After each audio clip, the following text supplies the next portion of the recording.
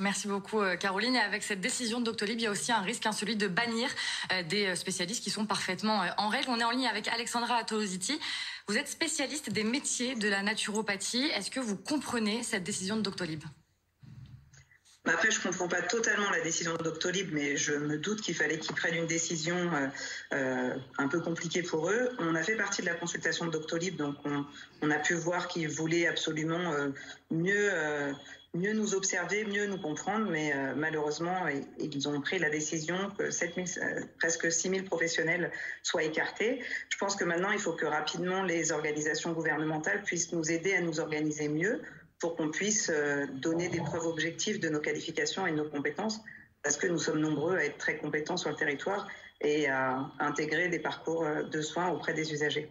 Est-ce que vous pouvez nous dire ce que ça va changer concrètement pour vous ? On imagine que ça dépend de la proportion des patients que vous aviez grâce à la plateforme Doctolib.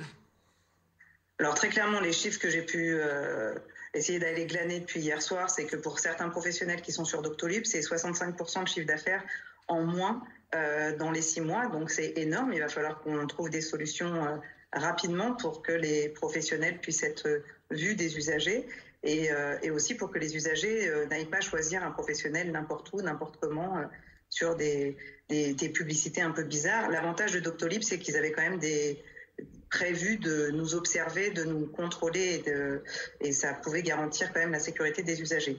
Là, il y a des annuaires qui sont compétents, qui existent déjà, mais il va falloir qu'ils durcissent encore plus leur commission d'admission pour garantir la sécurité des usagers.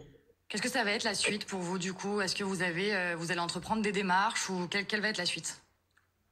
Alors, on entreprend des démarches depuis longtemps. On va un peu plus mettre la pression peut-être aux organisations gouvernementales. Je pense que grâce à la mise en lumière de nos métiers du bien-être par l'affaire Doctolib, le ministère de la Santé et le ministère du Travail sont bien conscients qu'on existe, qu'on travaille, qu'on est pour la plupart extrêmement compétents.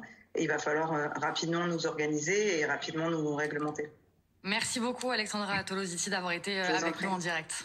Alors, j'interromps ces questions de télé.